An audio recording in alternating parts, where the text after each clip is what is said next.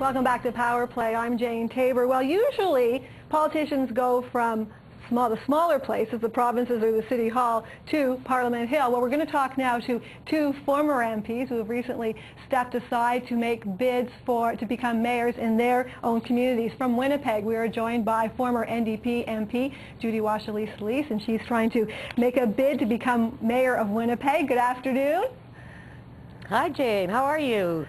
I'm great. It's nice to see you. And in Vaughan, Ontario, we are joined by Bevilacqua, the former Liberal MP, former Chrétien cabinet minister, who's making a bid in his community to become mayor of Vaughan. Hello, Mr. Bevilacqua. Hi, Jane. How are you? I'm great. So let's go to you first.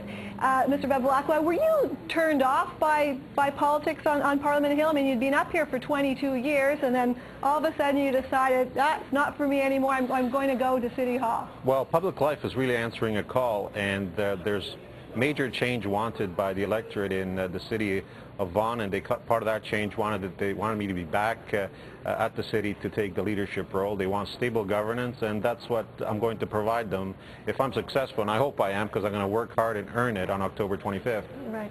But do you think that it's you would have more impact now, given you've been sitting in opposition for a while? Do you think you have more impact in a smaller place like Vaughan than you do on Parliament Hill?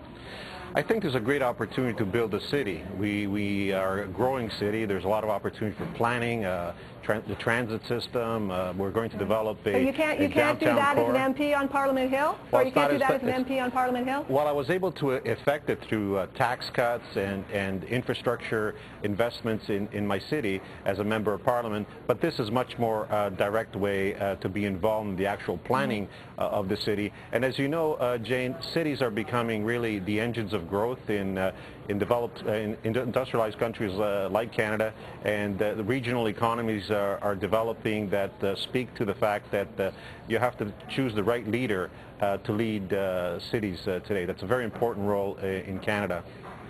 Let's go to Ms. Wasylyse. What do you think about this? I mean, were you getting bored with federal politics and you wanted to go into municipal politics? Can you have a bigger effect on your city than sitting up here in Parliament Hill?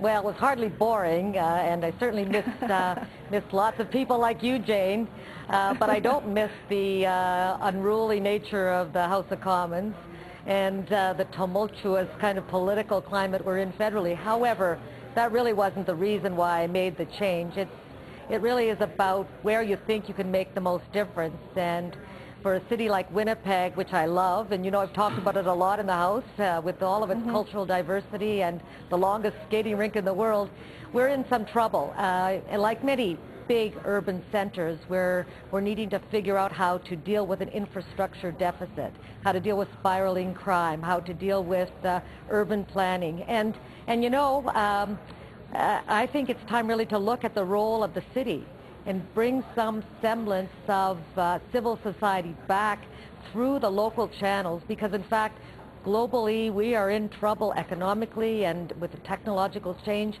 we need to think locally, act locally in order to influence the global agenda. Okay, Mr. Bevilacqua, you know, you and Ms. Wasylyse raise an interesting point about cities being sort of the engines now. Do you see a shift from, you know, the federal government helping out Canadians to being able to be more effective and being more helpful in public service in the smaller place like the city? I think it's important to always remember that during this dialogue, it's fundamental to have a relationship with the other two levels of government. As you know, cities depend on the federal government as well as the provincial government for much of the funding. But I think that there are many opportunities, particularly in a city like Vaughan, that is an expanding city, a growing city, and a city that needs to generate jobs. We're going to be, by the year 2031, we're going to have a population exceeding 400,000. This is no longer a small town, but it's becoming quite a large city that requires a stable governance, that requires experienced leadership that I know I can provide. Yeah, Ms. Wasylyse, in Winnipeg, and given your experience in the House of Commons, you know, how does your federal experience place you, to run a city? Because being a mayor is really consensus building, and you're just one person. You don't have your whole sort of caucus around you. Well, I think the federal experience I've had working, we've tried to work cooperatively with other parties to some extent.